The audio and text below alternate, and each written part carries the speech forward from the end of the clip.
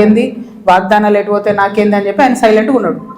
ఆయనకి ఈ బీఆర్ఎస్ పార్టీలో జరిగినటువంటి వ్యాపార లావాదేవీలకి అవుట్ రైట్గా సంబంధం ఉంది కాబట్టి వాళ్ళు సైలెంట్గా ఉన్నారు.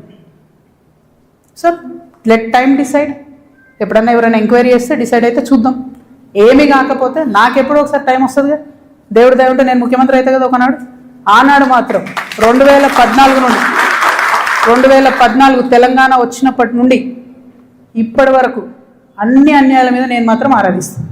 ఎందుకంటే ఎవరు వచ్చి బయటకు వచ్చి మాట్లాడినా వాళ్ళని దబాయించాలి, వాళ్ళ మీద ఒక కేసు వేయాలి, వాడిని ఏదో అనాలి, బురద చల్లాలి అని అంటే కుదరదు. నేను అట్లా ఊరుకునే వ్యక్తిని కాదు. నేను తప్పు చేస్తే నేను క్షమాపణ అడుగుతాను. నేను కోరిన క్షమాపణ జనం బాటలో ముందుకెళ్ళినప్పుడు ఎందుకు కోరిన క్షమాపణ?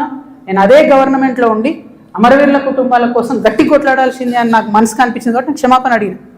ఉద్యమకారులను కేవలం నా ప్రాంతంలో చూసుకున్నా కానీ వేరే దగ్గర చూసుకోలేకపోయినా అనే ఉద్దేశంతో క్షమాపణ కోరినా. అట్లే చెప్తున్నా, నేను తప్పు చేస్తే ప్రజలకే చెప్తారే తప్పు చేసినారా భయ్ సారీ అని. నేను తప్పు చేయలే, అందుకే ధైర్యంగా చెప్తాను నేను తప్పు చేయలే.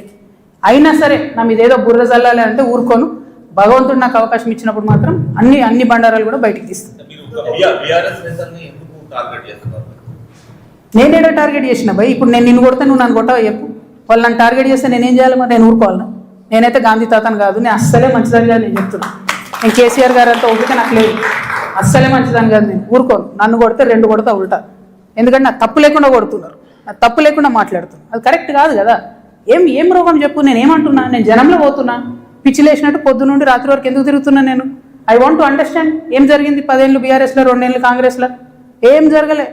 నిన్న పోయినాం, ఆ నల్ల నీళ్ళు అది ఎంత బాధ అనిపించింది చూస్తే.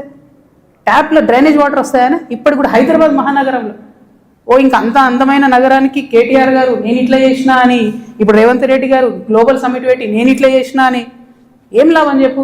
ఆడ